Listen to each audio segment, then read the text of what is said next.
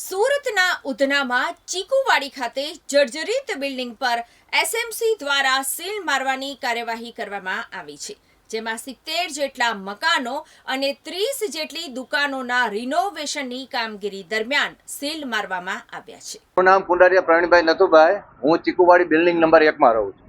બરોબર, એસએમસી દ્વારા 3 વખત નોટિસ આપી છે, મને રિપેરિંગની કામગીરી પણ ચાલુ હતી, છતાં આ ચોથી વખત એ આવી અને સીધા મકાનમાંથી માણસોને બાવણા જાલી લેડીઝોને ઘરની બહાર રોતા બહાર કાઢ્યા।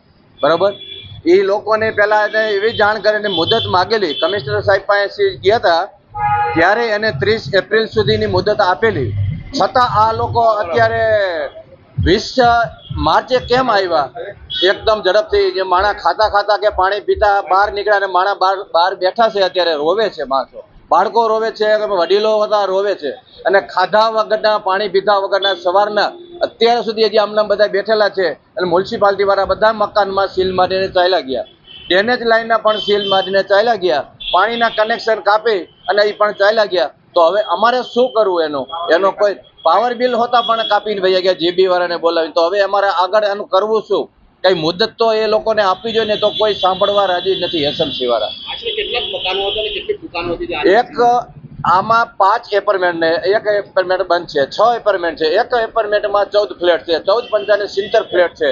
બરોબર, 70 ફ્લેટ વાળા 70 મકાન વાળા બધા આ રોડ ઉપર રખડતા થઈ જાય તો એ એસએમસી વાળાની કામગીરી વ્યાજબી ન કહેવાય એમ।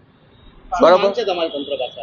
અરે જો રિક્વેસ્ટ એટલી કરી કે જો હમણાં છોકરાઓની પરીક્ષા ચાલુ છે, તો અત્યારે હજી બોર્ડ વાળાની પરીક્ષા પૂરી થઈ, 7મા ધોરણ વાળાને જે આ ધોરણ વાળાની બધાની પરીક્ષા હજી ચાલુ છે, તો હજી અમુકની એપ્રિલ મહિનામાં પરીક્ષા પૂરી થાય ત્યાં સુધી જો રહેવા દીધા હોય, થોડાક દિવસની મુદત આપેલી હતી તો એ સાહેબની 30 એપ્રિલ લગીની મુદત આપેલી હતી, તો ત્યાં સુધીને રહેવા દીધા હોય તો બધા મકાનો ખાલી કરીને જતા જ રહ્યા છે। 2-3 મકાન વાળા ખાલી અમુક ફ્લેટ બાકી છે, એક એપાર્ટમેન્ટમાં 2 કે 3 ફ્લેટ બાકી છે, બાકી બધા ખાલી કરીને જતા રહ્યા, અને 30 સુધીમાં તો બધા જતા રહેવાના હતા જ। જો એટલો ટાઈમ લગી જો બધાને રાહત આપી હોય તો આ માણસો હેરાન ન થાત। બરોબર, ચા પાણી નાસ્તા પાણી દુકાન છે, દુકાન નંબર 1 છે, બિલ્ડિંગ નંબર 1 છે, રાજીવ યાદવ બોલું છું। હવે 30 એપ્રિલ સુધી અમે મેડમ કમિશનર પાસે મળીને આવ્યા હતા, અને અમે 30 એપ્રિલ સુધી ટાઈમ આપ્યા હતા કે તમારી પાસે કોઈ આવશે નહીં, છોકરાઓને એડમિશન એક્ઝામ છે એ હિસાબે તમને ટાઈમ મુહલત આપીએ છીએ। અમે 30 એપ્રિલ સુધી મુહલત લઈને આવ્યા હતા, અમે હોદીએ છીએ પણ દુકાન બીજી કે 30 વર્ષથી જે આ ધંધા માણસ કરતો હોય ને હોદવા માટે ટાઈમ પણ લાગે, હવે હોદીએ તો બીજી એક શિફ્ટ કરવાને પાછો મેં કામ પણ ચાલુ કર્યું, મિટિંગ ચાલે છે, તો પણ એ લોકો આજે આવી ગયા હેરાનગતિ કરવા, અને આજે પાછો આવ્યા તરત જ ગટર લાઈન, પાણી લાઈન, લાઇટનો કાંઈ પાછો હાથ પકડીને જબરજસ્તી બધાને ગાડીને સીલ મારી દીધા। આશરે 30 જેટલી દુકાનો છે। હા, વધુમાં વધુ કયા વેપારીઓ અહીંયા વસેલા હતા? બધા હતા કે મોટા ઘરના? બધા મધ્યમ વર્ગના, બધા નાના વેપારી, કોઈ મોટા વેપારી નથી, બધા રોજ કમાઈને ખાવાવાળા માણસ હતા, કોઈ એવા મોટો એમાંથી અમીર આદમી કોઈ અહીંયા। આ મંદિરના માહોલમાં આજે મહાનગરપાલિકા સીલ મારી ગયેલી છે, કેવો હાલાકીનો સામનો તમને કરવા પડે? બહુ હાલાકી, અમારા ઘર પરિવાર કેવી રીતે? અમે 30 વર્ષનો જો માણસ એક જ જગ્યાએ ધંધા કરતા હોય અને એક દિવસ આવીને તરત સીલ મારીને જતો હોય, અમારા પરિવાર એક માણસના પાછળ 10 જણા હોય, એ લોકો ખર્ચો પાણી ક્યાંથી ચાલે? માણસ તો એ સમજી થોડી આપશે? અમે લાઇટ બિલ ભરીએ, વેરા બિલ ભરીએ, બધું ભરીએ, એ સમજો સૌથી વધારે ટેક્સ ભરીએ છીએ। હાલ તમારી તંત્ર પાસે શું માંગ છે?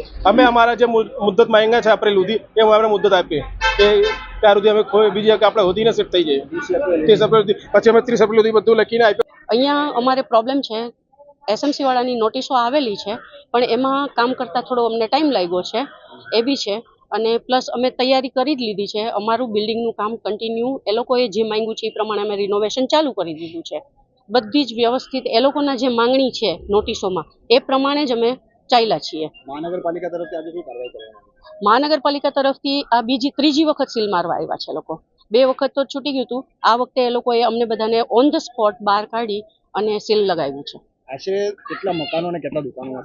આશરે 60 ફ્લેટ અને લગભગ 20 દુકાનો, બધામાં સીલ લાગી ગયું છે।